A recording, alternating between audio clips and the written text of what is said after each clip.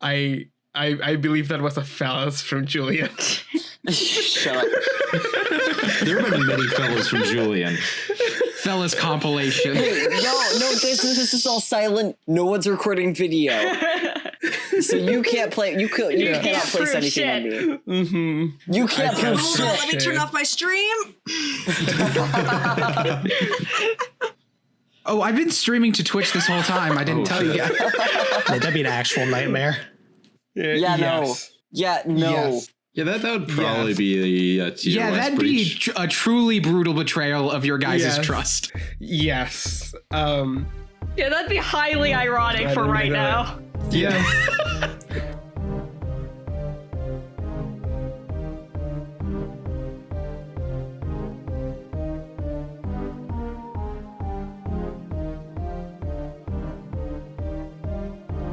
Welcome to Show Some Initiative. I'm Julian. I'm your storyteller.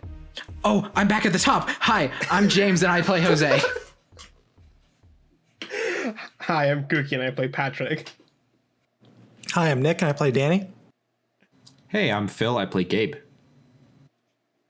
Hey, hi, I'm Sean. I play Theo. Hello, I am Tori, and I play Erica. Star Y. All right. So, take us away, Phil. Right. That's what you guys say what you said last time. I know. I'm just preparing. Well, during the interrogation, I happened to hear these two, points at Theo and Danny, exchange some words, and perhaps more than just words too. Okay, I'm going to need you to explain what the fuck that means, like, right now. Fellas. Well, they were talking, and they were talking about an exchange of blood. Is that what they call it? I'm staying on topic, Julian. Are you? Either way, doesn't sound very appropriate for work. It probably breaks most of things. I think Patrick, since apparently Gabe's just gonna end at that, Patrick just kinda looks over at Theo and Danny, like, raising an eyebrow, like, so? What does he mean? Well, Mr. Patrick, are you familiar with the concept of blood bonding? No. Figures. Blood bonding is a process in which kindred exchange some of their own blood, and in exchange, those two vampires can no longer betray each other. It's a supernatural trick we kindred have, and it would explain why Theo has not been able to speak his mind. So, Mr. Daniel, I would like to offer you one more chance to come clean of your own accord. I think Danny looks up and it's like a snarl, right? Like, it's just fucking pure anger, right? And he looks over, like he throws like a dagger glare at Gabe, right? And he looks over at Jose. Don't you talk to me like you're a fucking judge.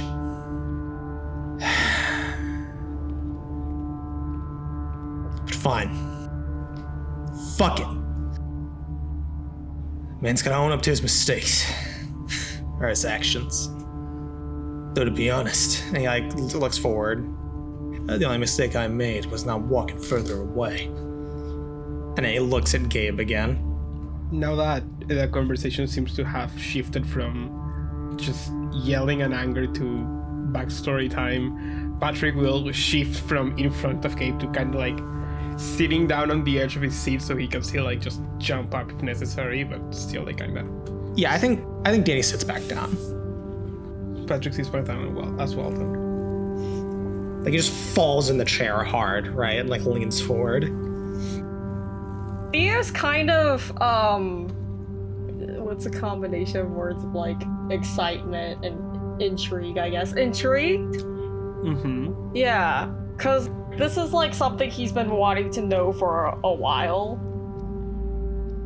Yeah, this is something he's wanted to like hear more about. Just in general, because he enjoys Chaos. Pain. Other people's trauma.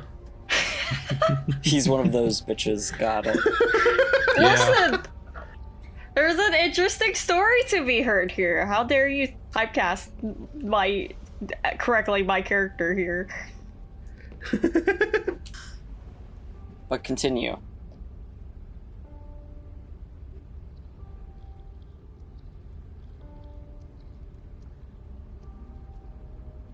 So this is something Theo has been wanting to know for a while. Yeah, basically. I don't know if I wanted more to say there. Don't. Head empty. Erica is kind of give a look to Theo and kind of whisper, "This was your choice, lad. He didn't force you into that." She's gonna try and say this quietly so the others don't hear. That hurts. Oh. Erica's just like, blink twice if you're in trouble. I wish I had Erica as a friend. Theo is blinking, actually. Honestly. He's just staring at her, just... Well, you didn't force me. I'm fine. Thank you.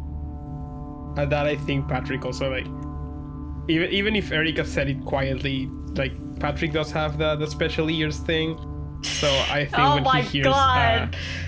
haha, I will You bring think mechanics I'm into the this. nosy one? Okay. Jesus. I never say I wasn't, but Patrick visibly relaxes when Theo mentions that it was like voluntary. I was like, oh, okay. Yeah, I think Jose has this like perma expression where it's like his face like hardly ever changes. It's just this very practiced neutral look. For the first time, you kind of see it break, and you can just see as these are conspiring, you see like curiosity and problem solving like across his like expression. Okay, things are hitting a place where I can do something now. Things sure that are happening. That is true. That things are happening. What's happening? Well, out with it, Mr. Rose. Care to explain yourself? Yeah, he looks. And he sighs heavily. What Gabe said's true. Me and Theo made a blood bond outside of the tent when we were starting the investigation. And I'll go ahead and say it first since he's gonna say it if I don't. And he looks over at you, and again, like there's a look of just absolute anger, right? But he sighs, right? And the anger's kind of fading out of him because it's just like, You can't be angry all that long, it's tiring. like there's nothing he can do, right? Like being angry won't help him here, right? Like resign. Just resign. Yeah. There's a word. To Resigned resentment. Yeah, I think that's a good description. Yeah. That was accidental. Resignation, I'm glad that worked. perhaps, was the word. Thank you. Yeah, Thank you, James. resigned to his fate is it is the thing. But yeah, he looks forward. And he says, he's gonna tell you if I don't, so might as well get it out. I made a blood bond with Theo because I wanted to make sure he held up his end of the deal. The deal? That deal, that's Gabe overheard. And he looks and he stares his in the eyes. Was to wipe the USB you had in your pocket using his technomancy powers. And since I wanted him to do that, you can probably figure out that it was me that got rid of the drives too. Wait, how did you manage that? Well, simple, I didn't. I'm not nearly that good. But the city knows Ferratu are. "Aha! I knew it!" I mean, Patrick like right like fucking slams on the table. "I knew it!" And then looks around at everyone like proudly just baffled, and he just like, I mean, I suspected something like that was the case, and sits back down, embarrassed. Proud of you, big guy. And I like sighs again, like thinking, kind of how far I should go with this, right? What I wonder, Mr. Rose, is why go through all the trouble to wipe those the computer? What was in the footage that you didn't want us to see? Again, he like sighs, and he like looks down, right? And you see there's concern on his face, right? And he swallows it, right? And he kind of like says, like, mostly to himself, right? No, no. This isn't about me. And he looks up.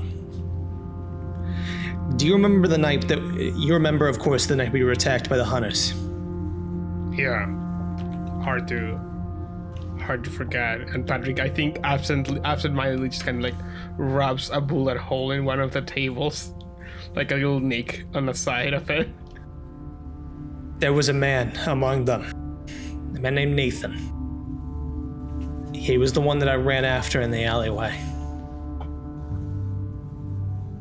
I'm guessing since you know his name, there must have been some history between you. Don't think there was time for exchanging pleasantries at the moment. He had to live. I knocked him out and threw him in the dumpster. He got out on his own at some point, I assume. I don't know where he is now. But I couldn't let him die. But what was I supposed to say? Let this hunter that knows your location free? Let him walk? Of course not. He had to make it back. I hope he's made it back. Back to where? New York? Yeah. Back home. Oh, Daniel. What's he doing here then? He's been after me. Chasing me down. He's been hunting me for years now. A couple. Now I think I'll think before, and I mean, understandable. But you wanted to preserve the life of a hunter that's been hunting you for years? Seems very uncharacteristic for a man who's lectured me on the necessity of killing. I'll stand by that, Gabe, but you don't... It's different. Is it? He, like, looks over at Gabe, right? And the hatred's, like, burning, right? And he looks at him. You refuse to kill because you're too much of a coward. Not because there's someone that... not because you know there's someone who needs to have their life preserved. And he can't. He can't die. He can't. I can't allow that to happen. And he like looks around, and like there's something, like a panic has come over him, right? I can't let anything happen to him. I think Patrick, I think seeing Danny kind of like spazzing out a little bit, Patrick won't stand up or anything. Like he slowly like puts up a hand and says, Danny, I think I speak at least for some of the people here, but he kind of like gives a side glance to Erica, and he goes, I don't think we can fault you for trying to protect someone. By this man, who is he to you? What is he to me?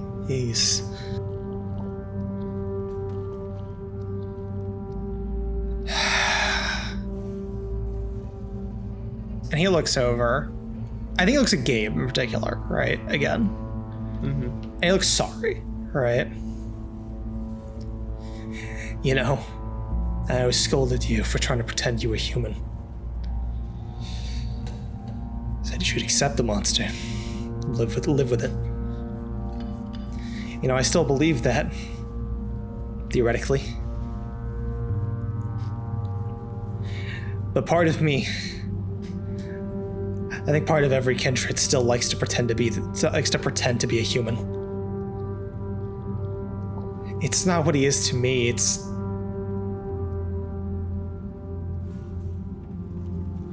as long as he's alive, I can pretend like I'm a good person. I can't. And he like looks, right? And there's none of the anger anymore. He just looks, I don't think you've ever seen Danny look sad, like just genuinely sad, right? But he does here, right? And he like looks up.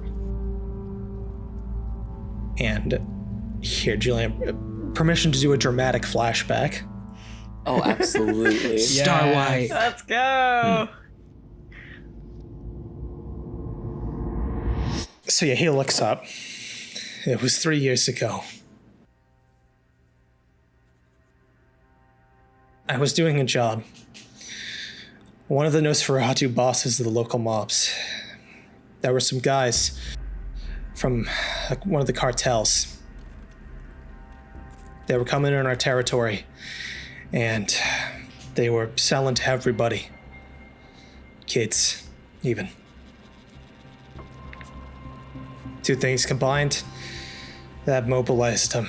They decided that they need to be gotten rid of permanently. And as one of the kindred within the gang, that was my responsibility. After all, they thought, why risk their kind agents when they could send in someone who could take 15 bullets and come out just fine? So I went. And I did the job. It didn't take many before they started to run. Or at least that's what I thought. But they were wise. It's the kindred. They probably had a member of their own amongst their ranks. I pursued them when I thought they were running. And like, I think we see, right? Like the scene, right? Of like Danny like kicking down the door to this place and like shooting, you know, all of these like various like cartel members, right? And them shooting back, right? And you see like the bullets just go through him harmlessly, basically, as he like shoots back at them. And I think you see him like running down this hallway, you know, with the gun, the axe in hand, as like a man turns the corner running away from him. And he turns the corner. They had a trap. And you see there's like a ton of cartel members all with like shotguns, right? Like perched like right at the end of the hallway waiting for him. And they just shred him. Like the shotguns like blast out and just shred him apart. Like chunks fly off of him, an arm flies off, right? He's just almost completely destroyed. I managed to crawl away. The obfuscate saved my life that day. I managed to slip out from under him, crawling. I managed to regenerate the two legs out from under me just so I could run. It took everything I had. And you see Danny, like, as you know, his legs like grow out from under him, right? And he's like running out, bursts out through the door he kicked in, right? Into an alleyway and moves forward. When you're that hurt, in that kind of a violent situation, no blood in you, starving, you're not the owner of yourself anymore. The beast is. The beast didn't care. It didn't care that we weren't in that warehouse anymore, that it wasn't gang members we were fighting. It saw food everywhere. and we see like getting the alleyway, right, as his eyes like roll back into his head, right, his mouth opens and like the fangs extend, right, as he like rushes down the hallway, you know, making these animalistic noises. And you see like an image of him like looking at his hands, right, as he comes to, like in first person.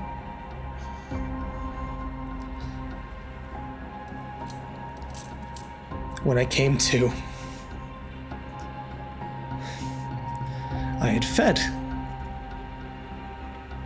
I was healed. And I saw in front of me, there was a woman. Pale. Dead. 2 fang marks right in her neck. Drained. Thrown on the ground like a piece of trash. And I looked up. And the woman wasn't alone.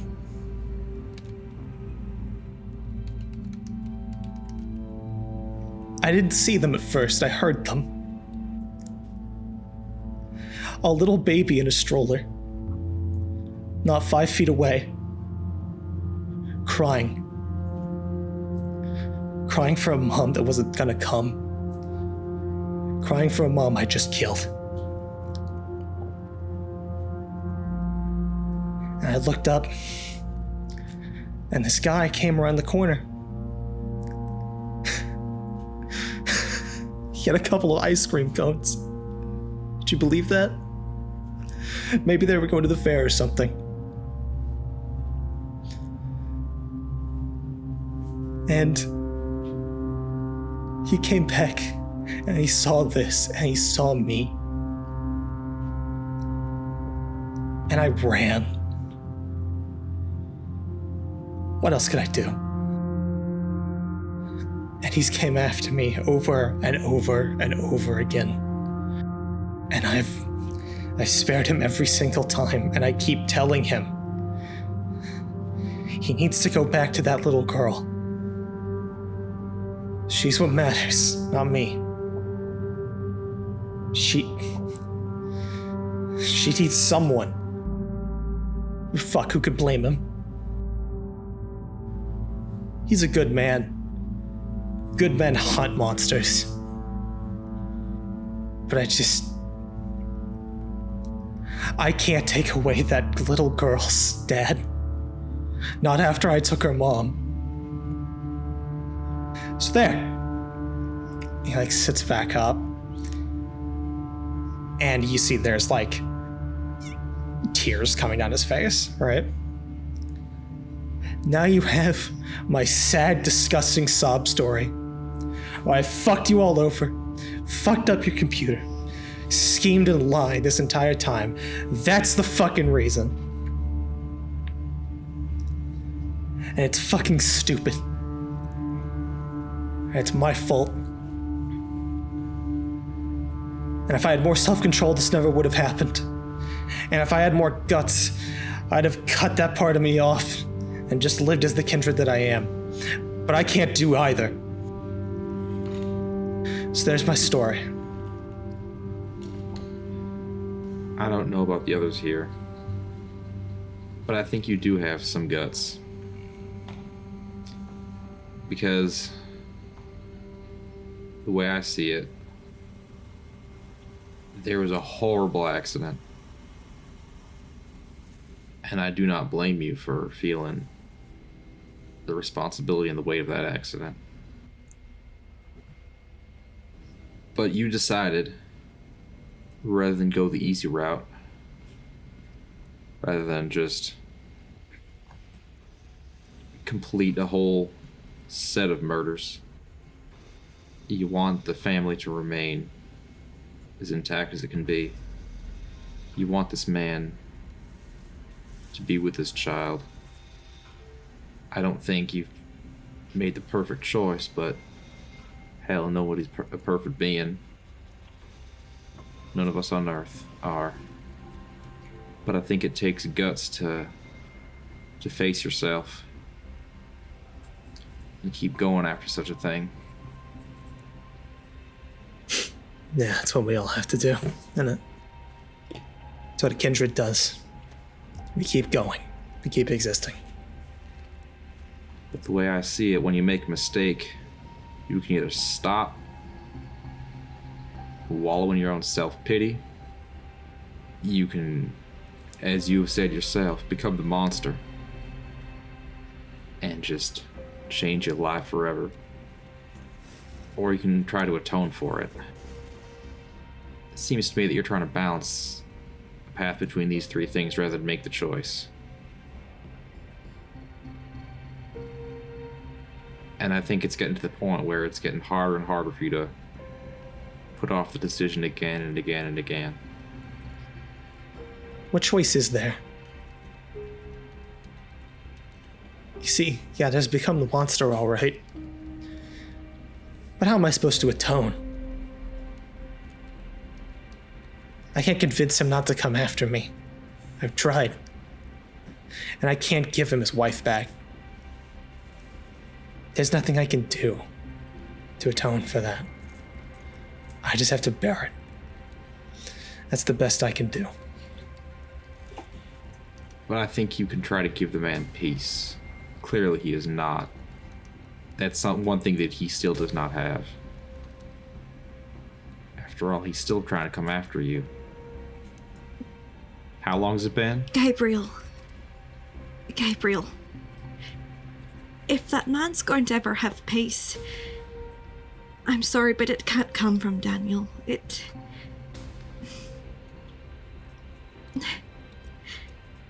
Danny, I'm sorry, but to suffer through what you've been through, there's no easier way to say it.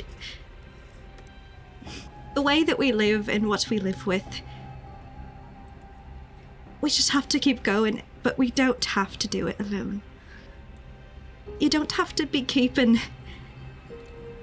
secrets from people. You don't have to hide what you are from us. We're all the same. Erica's gonna reach out and take Danny's hand across from the table. If he'll take it. I mean, yeah, his hand's just laying there. I don't think he moves it away. Yeah.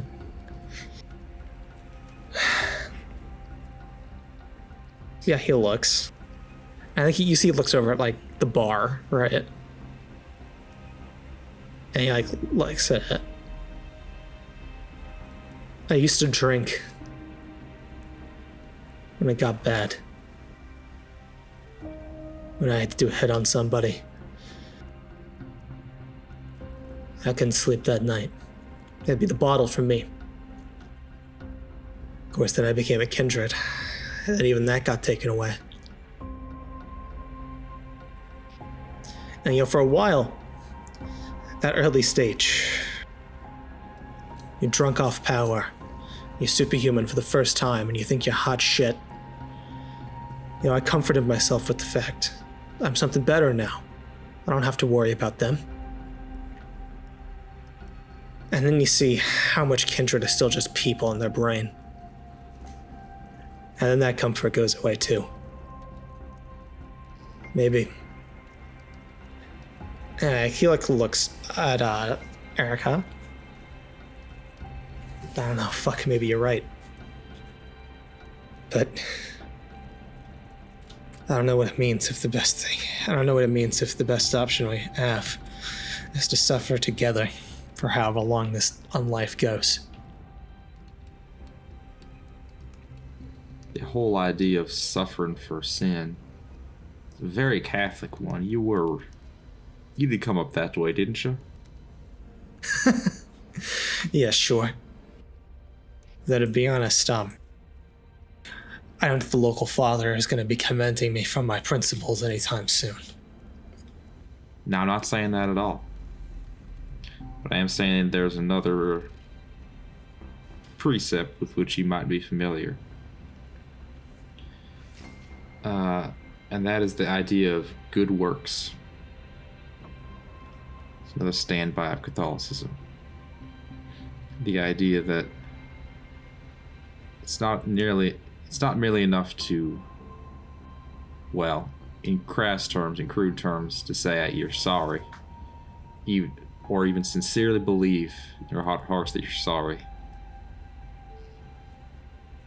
Atonement requires good deeds. Even if the original act can never be undone, I think to live with yourself, the best thing that you can do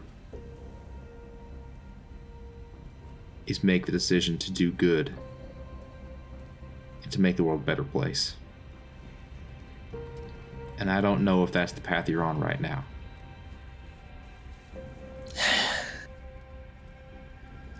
Look,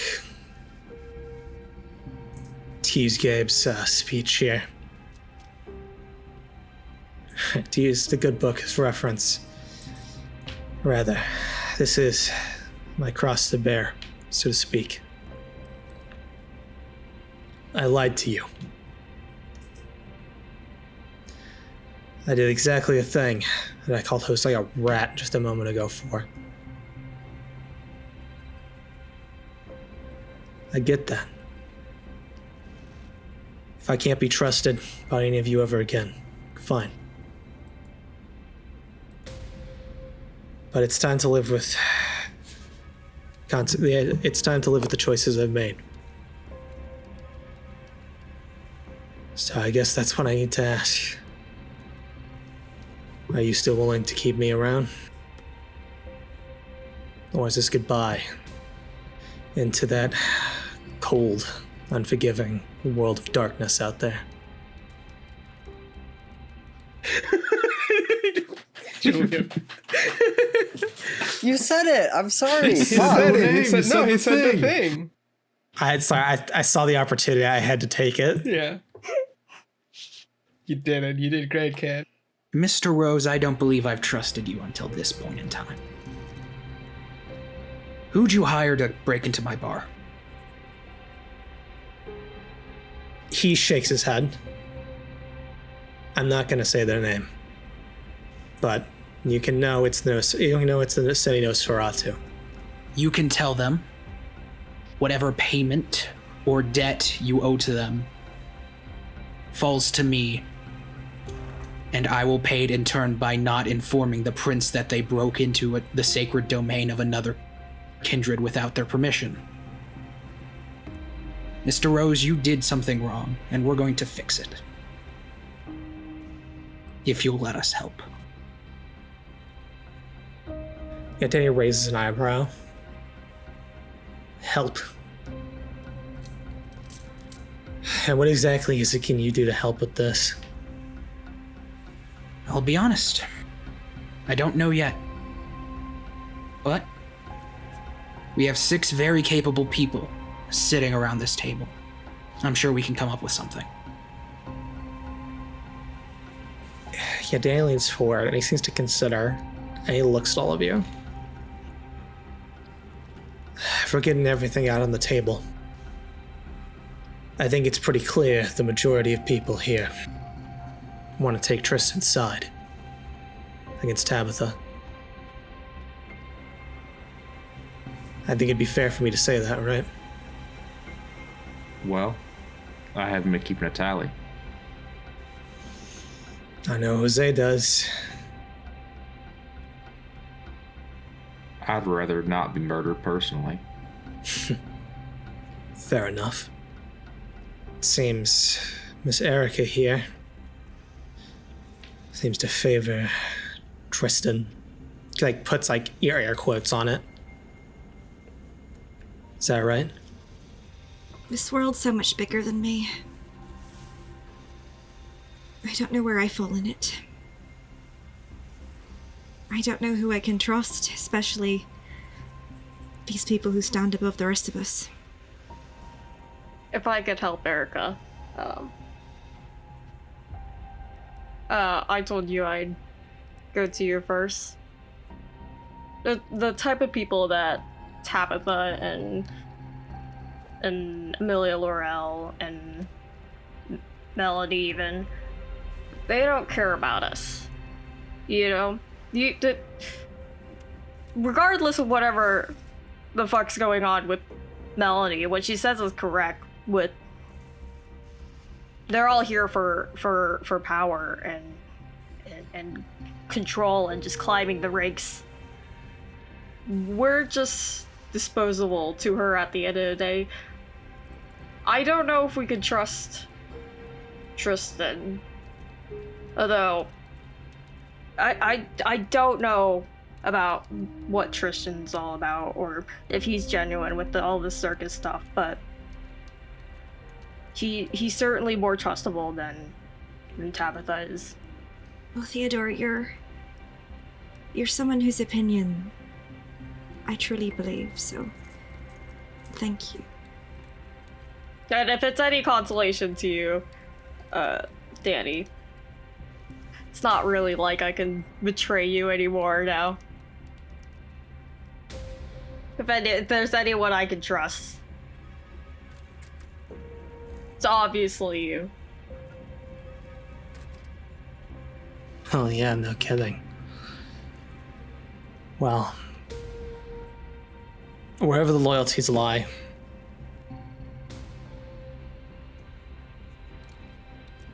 I have a higher loyalty. I have to see to. So here's what I'll say to all of you. Jose said that maybe everyone here can help. Fine. I'll put my trust in that. I need this to be resolved. I need this man to find some semblance of peace so that he can go home. And so we both can continue. Do that for me, and I'm on board with whatever happens. No ulterior motives, no ambitions. I do as the team wants. For that service to me, I said, in exchange for that service to me, you will have all the loyalty you could ever ask for. That's all I can ask. And that's all I can offer. Daniel, I think Patrick looks up for the first time in a while. He's been you know that stone face dads do when they don't want to cry, but they're you can see it. Mm. You can see they're yeah. There's a little bit of blood in one of the corners of Patrick's eyes, and he just goes back in. Horrifying. This man is emotionally stunted. Listen. He goes, Daniel,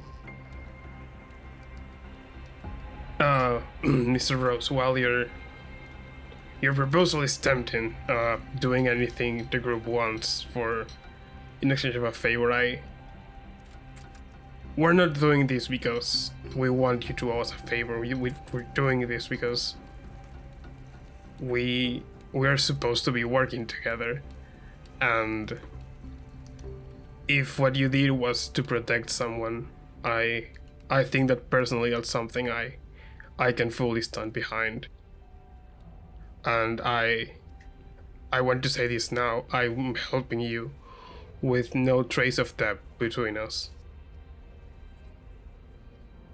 And Patrick leans back in the chair again. His piece being said. I would second that. I think if we're gonna do this, some sort of feudalistic concept of loyalty seems a little archaic. I'd rather you do this out of conviction. But I suppose that's a starting place. If you're willing to take the step, I'm willing to help. He will sit back as well. Daniel, I think it's noble what you want to do for this man. And if anything, I want you to feel at peace. And if there's anything I can do to help that, you've got me on your side. Yeah. Stanley kind of looks around, like he's not sure what to say, right? Then he kind of like stiffens up. So I guess the old adage is just true. You only offer a favor to somebody who doesn't want one. And he like looks up, right? And there is like thankfulness, gratefulness in his eyes, right? Gratitude. There we go. That's the word.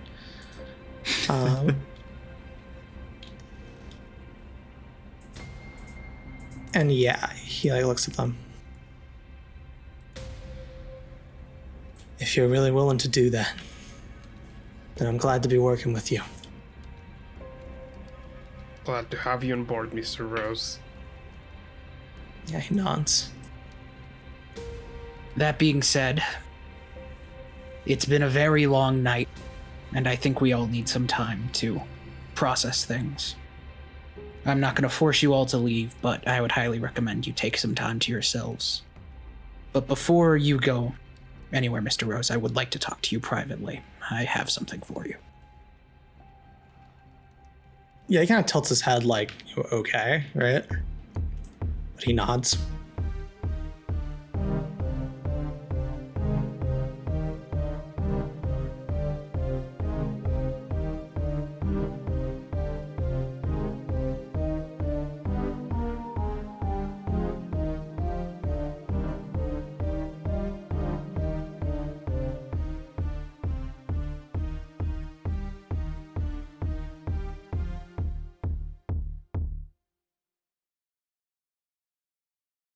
And back to Nightcast Houston, SSIP trademark. Take a sip of these great tunes. Hey there, Nocturnals. This is Christopher Kane, and you're tuning in to Nightly Houston on 55.1 FM, a SSIP radio station. We're giving you a sip of the night's greatest hits. Now, before we get into our regularly scheduled tunes, here's a quick word from our sponsors. First up, we've got an actual play podcast called Show Some Initiative. You can follow them on Twitter at Some Initiative, on Tumblr at Show Some Initiative, and Instagram at show.someinitiative. Next up, a word from local temp agency, One of a Kind. Alright, I don't have much time, so I gotta get the truth out there. Look out for the things that go bump in the night, because the vampires are real, and they are controlling everything behind the scenes. Our undead overlords farm us for our blood and keep us ignorant in this so-called masquerade of theirs, and I won't stand for it. None of their undead powers can defeat the fire of human liberty. Tune into my show, Nicopedia, to know the truth. No. Oh, fucking finally, get this man out of here. Well, we're sorry about that. Ladies and gentlemen, now on to your regularly scheduled broadcasting while we figure out who the hell that was.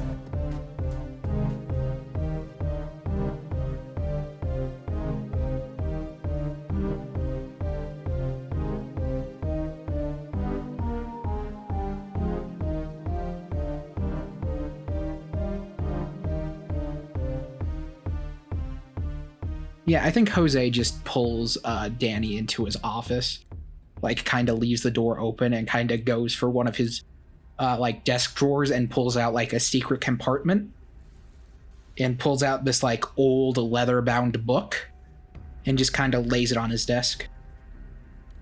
Here it is. Danny raises an eyebrow. His what?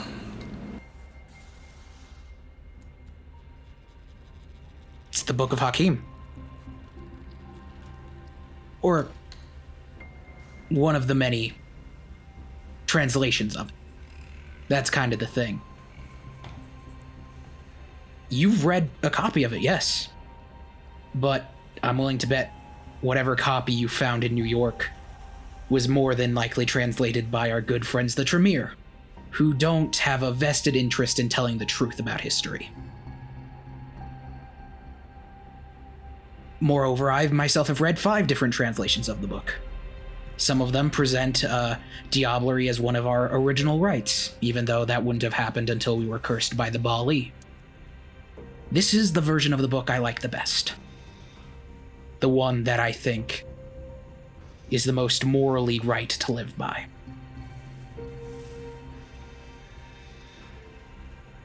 You are more than free to criticize me and the place I come from.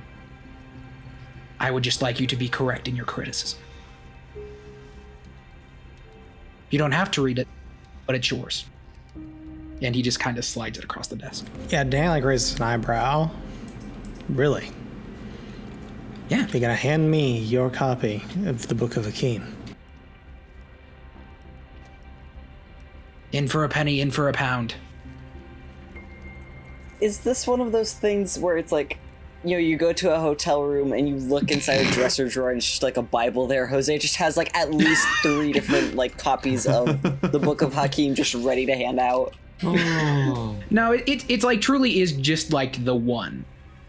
It is like, think of it less like his copy of the Bible, more of like just, I don't really know how to describe it. This is just a version of the book that Jose is willing to live his life by. Like, he's done like a lot of soul searching, and he doesn't even like the entirety of like the Asimite organization, but this is like a version of the book that contains like beliefs that he can agree with. So, if that makes sense. And he just, this is basically his way of like taking everything Danny threw in his face during the like big philosophy segment, just a way of saying, hey, you're welcome to insult me, but please try to understand where I'm coming from first. Mm-hmm. Yeah, Danny reaches down, he picks up the book, right? And he looks at it. And he nods. And he kind of looks at me, jokingly says, a bit of light reading, huh? Incredibly. Yeah, he nods. I'll give it a read. For all this shit, you deserve that at least. That's all I ask. Not much of a price for what I asked of you.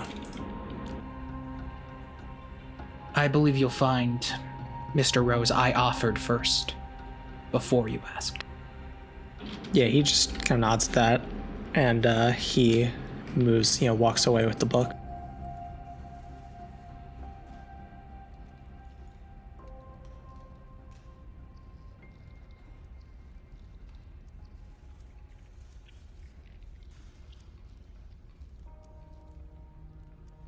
Okay, so with that, I'm assuming, does everyone else leave right away? Or do some of you just kind of linger as Jose and Danny kind of step into the back room? Gabe's gonna turn to you and ask, hey, mind if I crash with you? I have to make up a house for him now. Oh. Hell yeah, hell yeah, hell yeah. Or an apartment, It's just most likely. a computer gremlin basement. Yes. No, it's just the house of the guy from American Psycho. I've never seen Sorry. American Psycho. It's just, the main part of the joke is it's just covered in newspaper, so it's murder ready at any given time. Oh, damn. So I guess then, Gabe, how do you approach Theo about wanting to stay at his place? So, Jose, I really do thank you for agreeing to host me the past few nights, but I think it's, for safety's sake, about time to change location. Yeah, it's about... I was about to suggest the same thing, but... Now, I don't want to be too forward, but Theodore, would you mind if I crashed with you for a few days? Sure, I don't exactly have a room ready, but I could set... You could That's take over fine. my bed. Couch will do. No, it's fine. I stay up way later, so... You could take it. I've slept in weirder positions. No, really, I don't want you to lose any sleep. I'll take a couch or a chair, whatever you got. Heck, I'll take the floor. I'll just... You know what? I'm not gonna fight with Grab you a with this. blanket. Go ahead, take it.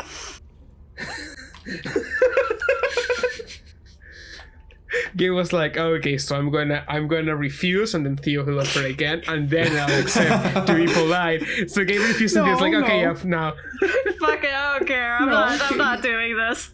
Gabe is, to quote, what's her name from Streetcar? Blanche something or other. Fuck Bland. Fuck Streetcar Named Desire. Yeah, I know. Fucking Hey, sucks. no, it's good. It's good. I No, hate it her, sucks. but it's good. But anyway, Gabe is relying on the kindness of strangers right now, so... And you're doing this with Theo? A horrible A decision. horrible really. decision, really. This is out of character. No, but like, genuinely, I'm gonna be up way later than you are. It's fine. If you say so. Yeah. I can even scooch over to the side Oh if my there's god, no why are we space. still talking about this? Oh my god. And there was just one bed. Well, okay, wait. What's Theo's apartment like? Oh my god. Or is it a house? House, whatever. God, imagine owning a house. Yeah, unrealistic. Is it feasible that he has a house by now? I would say so, yeah, especially Yeah. because the prince is willing to help foot a lot of your costs. Mhm. It's not a big house. Because he lives by himself, he doesn't need that much space, really. Just like an office space. Kitchen, bedroom, the secret basement where he does all the rituals, the closet. Wait, go back. What was the last one? The closet? The closet. To put all the skeletons in. There's not a lot to describe about this house. It's like he went to IKEA and went, yeah, that'll do. Yeah, that'll do. All he does He's not much of an interior is decorator. work in front of a computer. There's not a lot, like, interior-wise that he needs. It's just getting too real to me. Anyways. So, Gabe goes up. You've asked Theo if you could spend the night at his place, and you Day, two have technically, arrived. right? Sorry. Day, yeah. Oh, come on.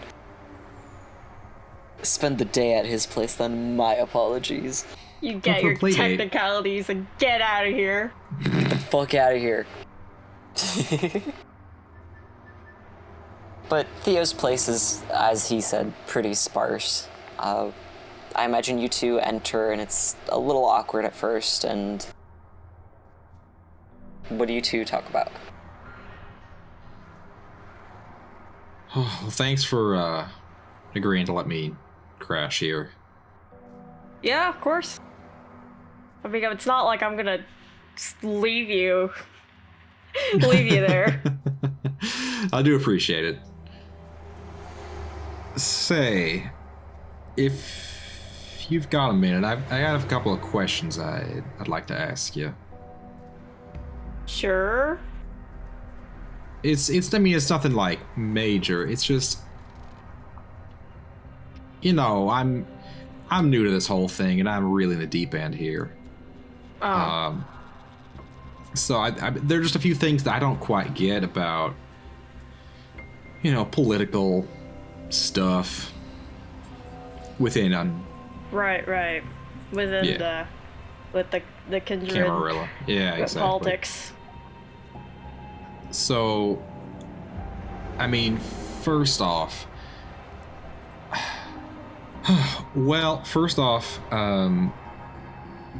I know that, I guess we learned from our little interrogation that Amelia Laurel is plotting to become a sheriff. And, Yep. I know the word, but in my experience, sheriffs mostly deal with, speeding tickets. And I assume that's not the same thing here. No, so for us, the Kindreds, I guess you could think it in terms of with a president and a vice president. They're the advisor, the right-hand man. It's a position a lot of Kindred want because you get sway with the prince's decisions. It's the next best thing after a prince. So there's only one sheriff? Typically, yes. Though Valencia did have 2. Interesting. And is it normal for someone to become sheriff through, I guess, plotting and scheming? Or is it like an appointed thing? Or, I assume it's not an elected position. Reverend, is it plotting and scheming how it works everywhere? I suppose that depends on your perspective. Sure, but... Just seems fairly malicious in this case, I suppose. Or Kindred. Yeah. I don't think I need to give you that speech again. You'd think I'd stop being surprised by that, but... hope springs eternal. Yeah, you guys do. And then... I had another question, too. What's up? You mentioned... Valencio having a couple of advisors with him. Yes. How was Valencio as prince? Because if we're gonna support his bid to replace the current prince, I want to make sure that... Well, I want to make sure it's not out of the frying pan into the fire, so to speak. He's definitely very, very unusual for a prince. Very revolutionary, you could say. In what respect? Well, Kindred are very traditional. There's, Yeah. Elders want to hold on to the power that they have, and they would rather hold on to the factions that they've got. Valencia worked very hard against those. A lot of unification efforts. He wanted to get he worked to get the independent factions with the Camarilla. He even had a registry to allow the thin bloods to become full-blooded.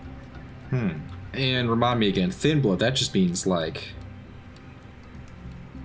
I a thin blood? That's just, young vampires, or kindred, right?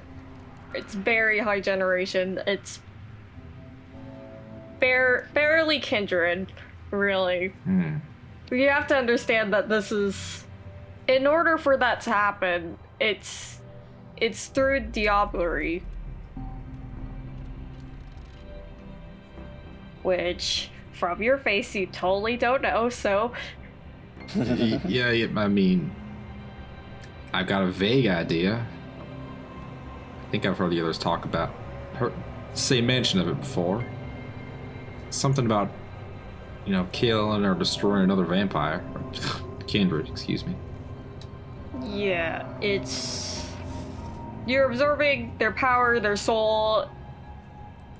And that process creates thin bloods? That process allows thin bloods to become full-blooded.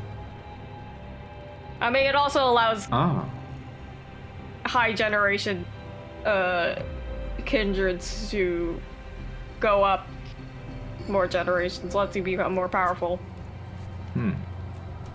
So Valencia was like sponsoring diablerie for thin bloods? Is that right? Isn't that kind of a... You have to go through kind a of frowned process. upon? It's not, well, yeah, that's why the elders didn't like him.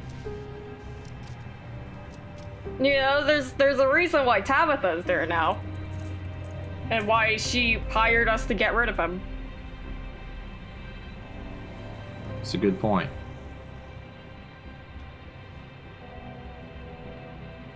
So if we bring him back, that would involve what? More diablerie, but... Now, I know how that sounds, but it's not like willy-nilly diablerie. It is through a process. It's state sanctioned. Sure. There's a registry. And who were the victims? Undesirables. And No why, one said it's perfect. What would make them undesirable? Political opponents? Yes? I mean... Well, thank you. Definitely giving me a lot to think about. Yeah. Good luck. Thank you. I think I'm about to turn in. Right, yeah. Let me show you to my room, I guess. Your room? Oh. I don't have a second. We've talked about this, Jesus Christ. Yeah, and I told you I'll take the couch. It's fine. I'm grabbing a pillow. Wherever. I'm not. It's... You know what? I usually stay up a lot later, but... I'm done. I'm done. Right. Happy sleeping. I fucking... bloodbonding and fucking all this. Just so much today. Do you want to talk about it, or do you want to No, just kind of... I'm fine. All right. Go sleep.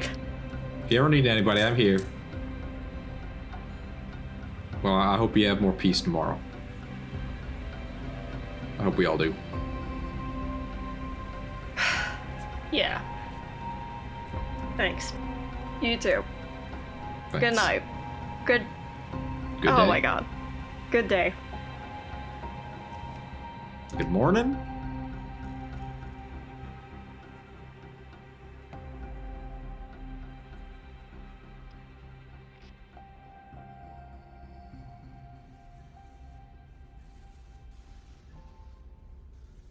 Well, I don't for everyone over for tea, but seeing as black tea doesn't mix too well with blood, I'll leave that. I think I'll take you up on your offer, Doctor. I'd like to. I'd like to talk with you if that'd be agreeable. Most certainly, Patrick. How do Erica like? Does Erica have a car? Is it close enough that we can walk? How's that? Probably. Oh, they probably have to take Erica's minivan. Erica does has she have a minivan? love I don't that. know. I usually give my characters a minivan. Incredible. I know 'cause Patrick has a I don't truck. know cars, but I can't remember. Let me check. Where's she got? Like, how did she get to to the last A resort. compact car. She has a compact car. I see. Oh, Amazing. lovely. I could see Erica Just like in like me. a little convertible with the top down, and she's wearing like a Oh. little poodle skirt or something. Oh my And god! like the little, Got the little yeah. scarf, the Audrey Hepburn Yeah. sunglasses, Roman holiday. like that one TikTok with the frog. Wait, what? But have you seen? There's a TikTok of like there's a person that has like the little scarf around her head, the sunglasses, and a little frog statue that also has a scarf around Yes, his head. yes, and I have seen that. Yeah. Precious. Honestly, there was one summer where Erica's roommate was like, you know what, I'm gonna take you through all the periods that you missed, and like dressed her up in like 50s clothes, took her out to a 50s diner, fucking had her dress up like a 70s hippie, That's so Amazing. teased her hair love for the that. 80s. I love, Love that. that. That's wonderful. Erica's roommate is the best person, actually. amazing. Fuck everyone else in this campaign. I respect Yeah, her. that's valid. That's fair.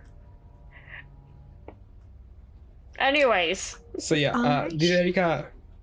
Yeah, if Erica took her compact car, I think. What is more funny, the fact having Patrick just try to yes.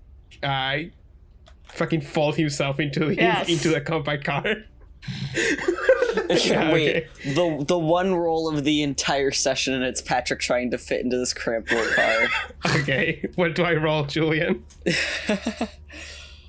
Oh Jesus. Dex plus I can't. What is there a Dex plus safety? Oh God, Cookie never spends anything on safety. no, I never spent any points to safety. Why would I? Being safe is for chumps. Now you'll learn. No, they won't. Sorry. Now you'll learn They're Dex not plus gonna safety, learn. binge. One success. Ah, damn it. I learned learn. nothing. It's incredibly uncomfortable, but you manage. Amazing. Wonderful. So yeah, Patrick falls himself into Erica's car. It's a bit uncomfortable, but he doesn't say anything. I don't think. It's like, I want to be vulnerable, but this is not the way. You all right there, Patrick? You got your seat buckled? Yeah, I'm I'm fine. I'm fine. Are you sure? Yeah. Yeah. We could just walk if you'd rather. No, I I'm could come good. back for the car tomorrow. I'm perfectly Alright. comfortable. Patrick feigns stretching. His hands kind of like, just like elbows touch the roof of the car. He's trying to like stretch upwards. And He puts a small dent in her car. Oh no. yeah. Oh, Yes.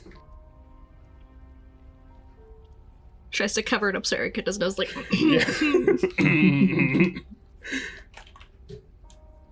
all right. So Erica will drive her way to her little home, her humble abode.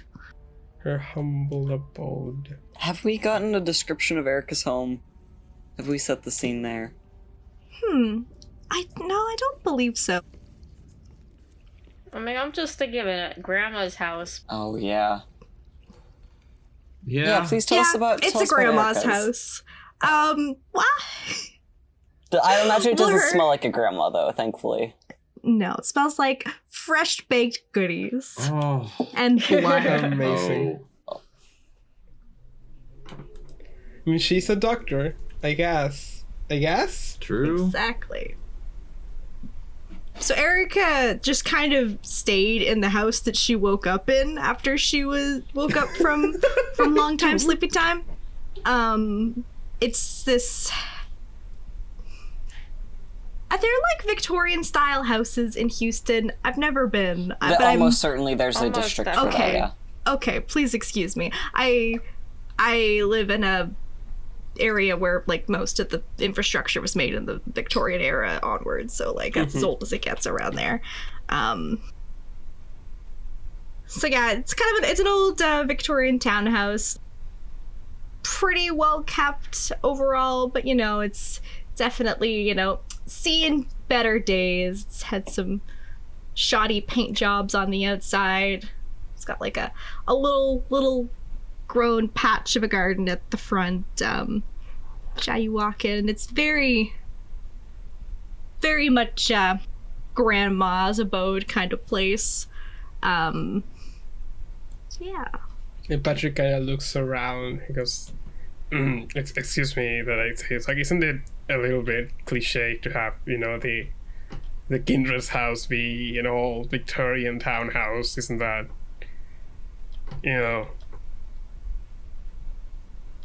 just seems a little bit on the nose,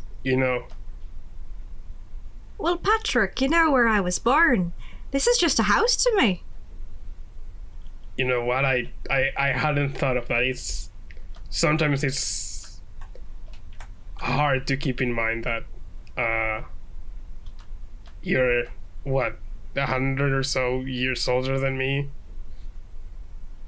Had my 100 and what year is this? God, it's hard to keep track, but I believe I'm pushing my 150th birthday soon. Wow, that's Patrick, I don't like to ask a kindred their age, but just when were you brought up? Oh, well, I came around at late 50s, beginning of 60s, and I got embraced actually kind of recently, only in like the start of the millennium. I think from what I've gathered, I'm pretty recent by our standards.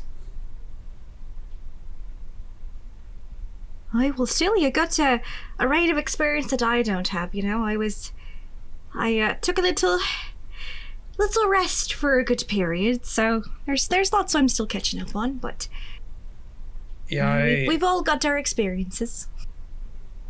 At this point, are they still like in the foyer, or like have they like moved on into like a drawing room style thing?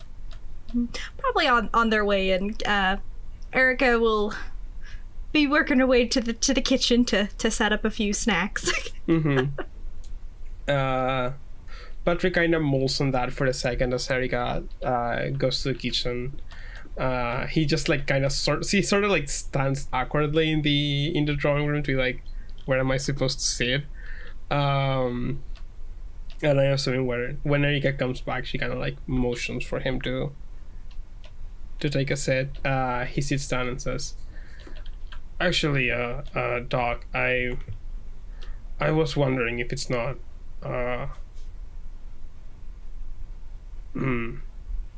I guess too painful to talk about. You did mention at some point during the events of tonight, I remember you mentioning to Daniel that you already knew how hard it was to come out of torpor. Is that what you were referring to before?" Yes, it was. I spent a good while in torpor. It's woke up. It's pushing on a little over 10 years now. It's given how old I am, it still feels quite fresh. But yeah, I'd imagine losing so much time can't have been a pleasant experience. How are you doing after tonight? I understand it can't have been easy to be present for that.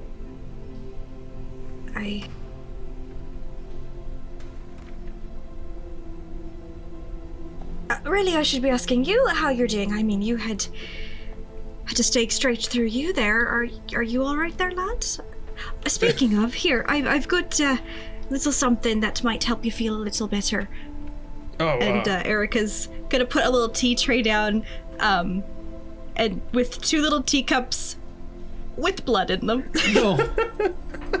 Oh. I think when Patrick sees you drink out of the tea, he's like, oh no, doctor, that won't be. Is that?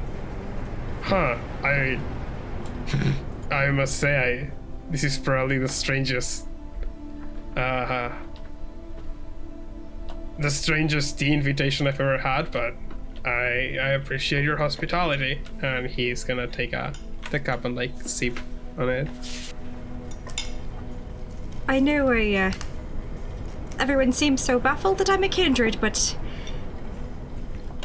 I am still one, she says, taking a sip of the tea herself. Mm-hmm. Yeah, I am. I must admit I hadn't considered that. I hadn't considered how it must have felt for you to have us just poking fun at you all the time. I am sorry for that, and I must say I think it's impressive that you've managed to remain so human even after so long. It's in my 15 years of living this on life, I've seldom met someone that has been able to stand so firm in their principles. So that's something that should be commended, Doc. Really. Thank you, Mr. Patrick. It's awful sweet of you to say. I wasn't always this way. It took me a while to get back to being myself, but we are what we are, and I suppose I had to fight to be the way I am today again. But it's nice to know that there's other people around me again who know what it's like to be a kindred. I've pretended for so long that I'm not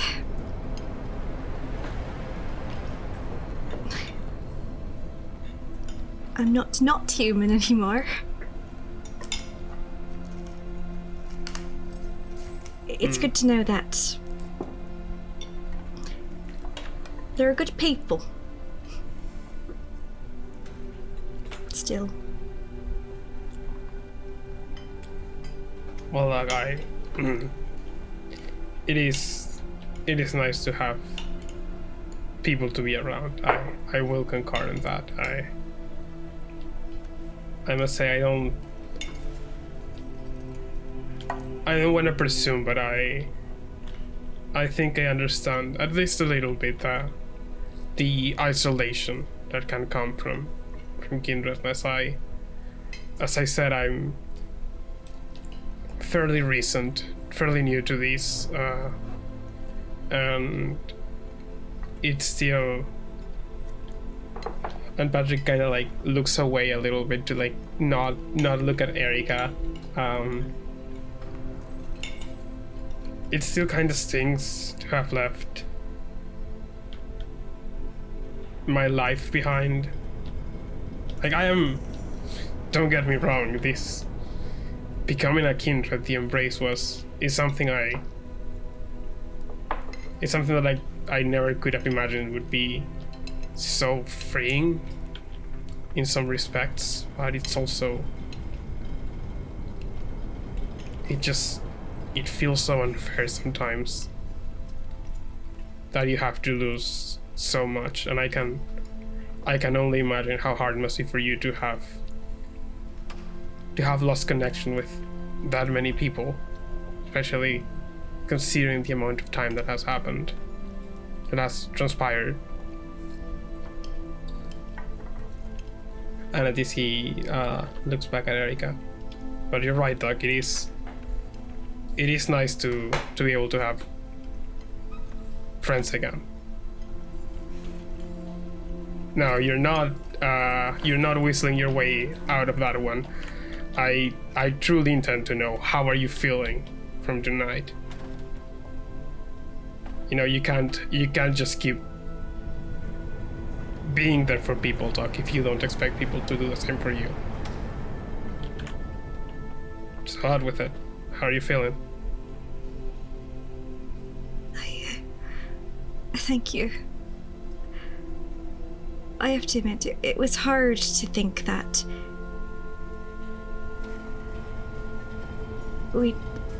someone would be so willing to put another person through torpor. You know, it was hard to know, to be a part of something that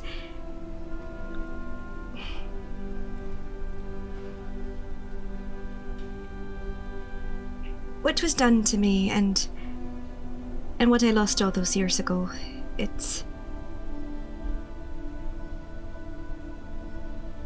I have tried not to imagine that there was a person behind it, you know?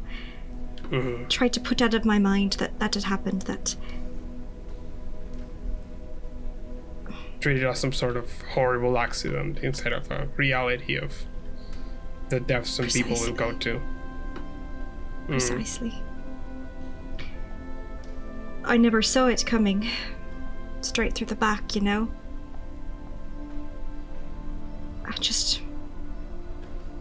I woke up again and I was lucky enough to have a friendly face to wake up to.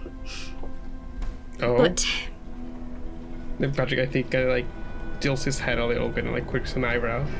Huh? Excuse me. I suppose an explanation. My lovely little housemate, Annalise, she was the one who found me, woke me up from torpor. Is she a kindred too? No, she's a Kine. She's the one who owns this house. Oh. Well, you're strange, I know. You're certainly full of surprises, Doc.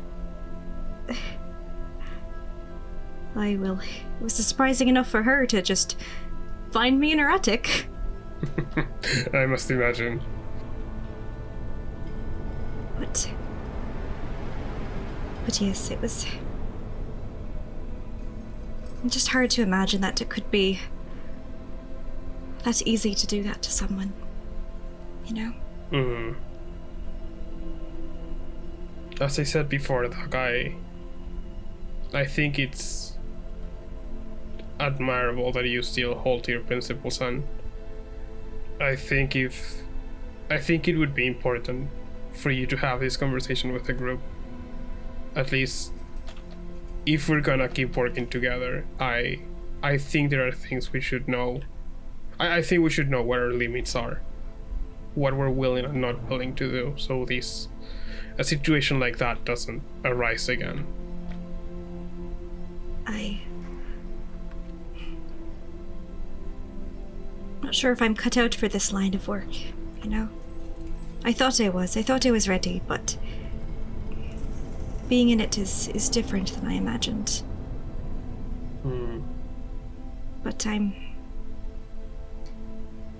glad to have friends around who care about how I feel about this. So thank you, Patrick. Thank you.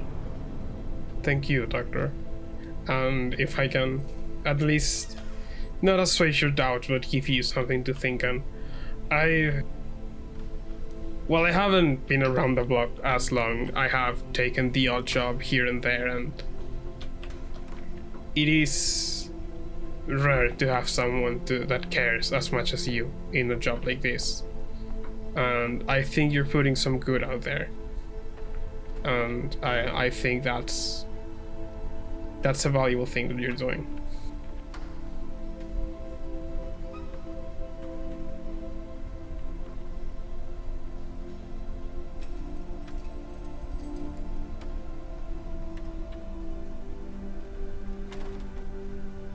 Oh, I'm sorry. Mr. Patrick, I was just looking at the time. Sun's coming up soon. If you'd like, you can stay up in the guest room before. I think I can make it if I run out. And Patrick starts like putting things away, like just like leaves his cup down and starts like says like goodbye, Doc. It's been nice having the chat, and like exits the house. And I think at that point he sees that the light is a little bit like, he closes the door behind him, and he sees that the light is a little bit like it's starting to actually be day. He like didn't take Erika's word for it. He was like, oh. He turns around a while and he just sees that he's like standing on a garden, and then quick look around that no one is looking, and he just like gets just sucked in by the dirt and disappears in Erika's garden. If Erika runs to the door, does she make it in time to see this? Do you want to roll to see if you can see this, I guess? Roll Sure. to get traumatized. Okay. Perception plus alertness standard. That was 4 successes to see Patrick become one with the earth. I do imagine that it's a situation where you're just putting things away, just like, thinking about what a surprisingly nice tea you had with the friend. And you turn and look out the window, just trying to catch a little bit of sun before you have to go back upstairs. And you see your friend look like he's about to like just start going, like running off. And you're like, oh, is he going to turn into a cat or something? Just start sprinting? No, he just whoop.